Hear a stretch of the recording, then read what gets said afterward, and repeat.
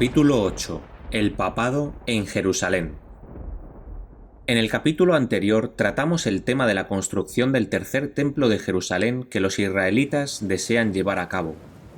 También hemos hablado de cómo el papado lo presidirá, puesto que acabará mudándose allá.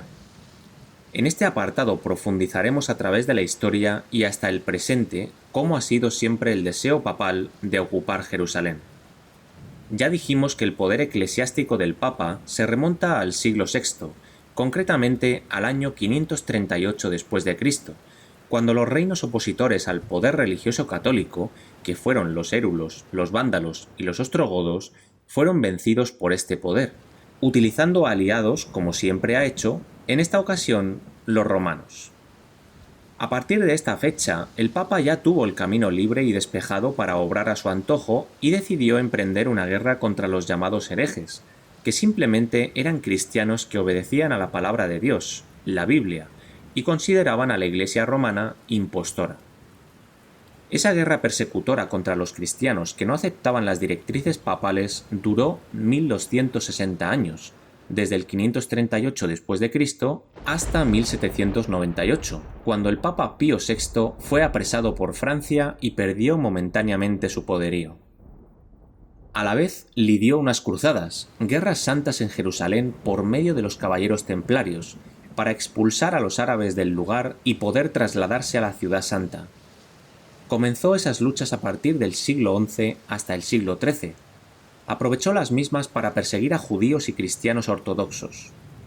Todos los que no aceptaban las directrices papales sufrían persecución, muerte o destierro, y sus tierras pasaban a manos de la Iglesia. Los caballeros templarios hacían voto al Papa y se les concedía indulgencias por sus pecados. Así pecaban sin escrúpulos y mataban sin piedad a los opositores del Papa. Urbano II les otorgó dichas indulgencias con estas palabras: a quien emprenda el viaje a Jerusalén con la finalidad de liberar a la Iglesia de Dios, siempre que lo haga por piedad y no por ganar honor o riquezas, este viaje se le contará como penitencia completa. Esos caballeros eran todos señores feudales a quienes las leyes de la Iglesia avasallaba con tremendos impuestos y así limitaba las oportunidades de enriquecerse a los nobles. De esta forma, lidiando esas guerras para la Iglesia, el caballero cruzado o templario estaba al servicio de Cristo y de su Iglesia como vasallo. ¿Imaginas a Cristo, Dios de amor, formando un ejército armado para destruir a sus opositores? Con esa actitud bélica demostraba el Papa no ser auténtico discípulo de Cristo. Los templarios formaban una sociedad secreta, que posteriormente pasó a ser los jesuitas. Fue la Orden del Temple renacida con el nombre de la Orden de los Jesuitas quienes crearon los ritos y los últimos grados de la masonería moderna.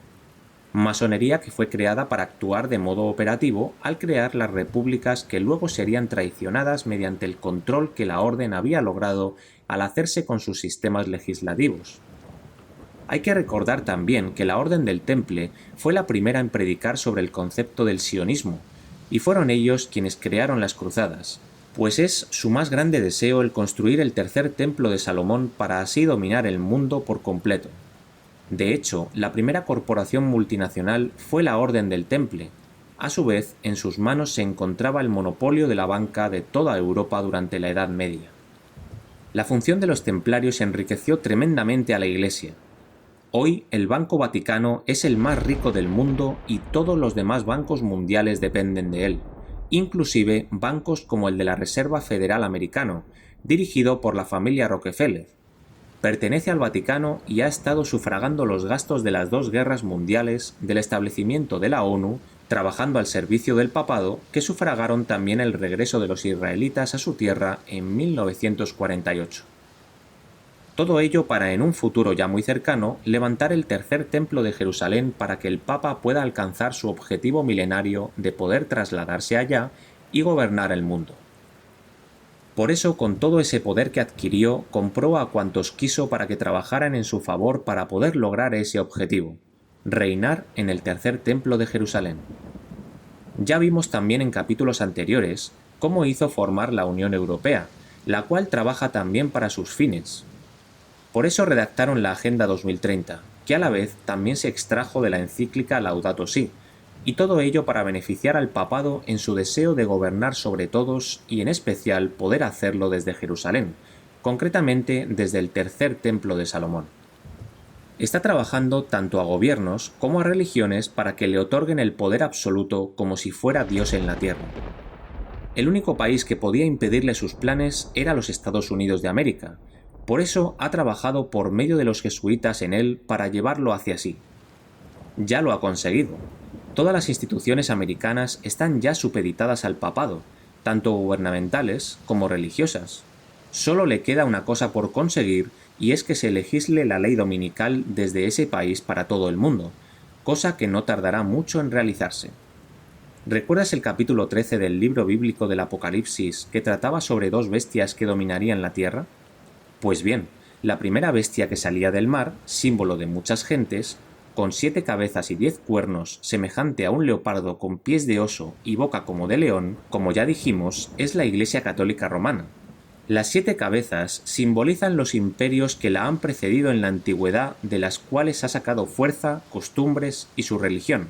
Y ellas son Egipto, Asiria, Babilonia, Medopersia, Grecia, Roma y ella misma, la Roma papal. Los 10 cuernos son las 10 naciones que derrotaron al Imperio Romano y sobre las que Roma papal reina, que es Europa. El leopardo simboliza a Grecia, los pies de oso simboliza a Medopersia y la boca de león simboliza a Babilonia. De todos ellos ha formado su religión, la adoración al sol, a los obeliscos y a las imágenes. Por eso usa esos símbolos. En la plaza de San Pedro, en la ciudad del Vaticano, hay un obelisco traído de Egipto y a sus pies un círculo solar. Y sabemos también cómo todas sus iglesias están llenas de imágenes. El segundo mandamiento de la ley de Dios, paráfrasis del segundo libro de la Biblia llamado Éxodo capítulo 20, dice lo siguiente: no te harás imágenes ni las adorarás. Una de sus cabezas fue herida de muerte, pero se curó y toda la tierra se maravilló y siguió a la bestia. Paráfrasis del versículo 3. Eso ocurrió en 1929 cuando recibió la Ciudad del Vaticano. Y la adoraron todos los habitantes de la tierra, paráfrasis del versículo 4. Cuando logre el dominio absoluto, la adorarán. Habló blasfemias contra Dios, perdona pecados que solo Dios puede perdonar y cambia su ley. Paráfrasis de los versículos 5 y 6. Solo puedes confesar tus pecados a Dios, no a ningún hombre como sacerdote que es pecador. Solo Dios puede perdonar los pecados. Y Dios no cambió su ley, ya que es inmutable. Mateo capítulo 5, versículos 17 y 18 dice lo siguiente: no penséis que he venido para abrogar la ley o los profetas. No he venido para abrogar, sino para cumplir. Porque de cierto os digo que hasta que pasen el cielo y la tierra, ni una jota ni una tilde pasará de la ley, hasta que todo se haya cumplido. Combatió contra el pueblo de Dios y la adoraron todos los habitantes de la tierra, paráfrasis de los versículos 7 y 8, durante 1260 años, del 538 a 1798. Y la segunda bestia que subía de la tierra, símbolo de poca población, tenía 2 cuernos como cordero, símbolos de estado y religión separados. Se vuelve dragón, versículo 11. Hace que los habitantes de la tierra adoren a la primera bestia cuya herida mortal se sanó, paráfrasis del versículo 12. Eso sucederá cuando el papado tenga el poder absoluto. Permite que sean muertos los que no aceptan a la primera bestia y les pone una marca en la frente o en la mano, domingo, falso día y chip. Paráfrasis de los versículos 15 y 16. Y que no puedan comprar ni vender los que no tienen su marca, el domingo, o su número, el chip, el 666. Paráfrasis de los versículos 17 y 18. Esa segunda bestia es Estados Unidos de América. Tal como vimos en el capítulo anterior sobre las guerras en Oriente Medio, liderados por Norteamérica, seguidos por Europa y países aliados, entraron y seguirán entrando en esas tierras limpiando, deshaciéndose de todos aquellos que estorban para que finalmente el papado acabe en Jerusalén, en el tercer templo de Salomón, que se construirá donde ahora está la mezquita del Domo de la Roca. Aún les quedan batallas que lidiar, algunas bélicas y otras por medio de acuerdos políticos que satisfagan y beneficien al papado. No queda mucho para lograr ese propósito, según la profecía bíblica, apenas unos poquitos años.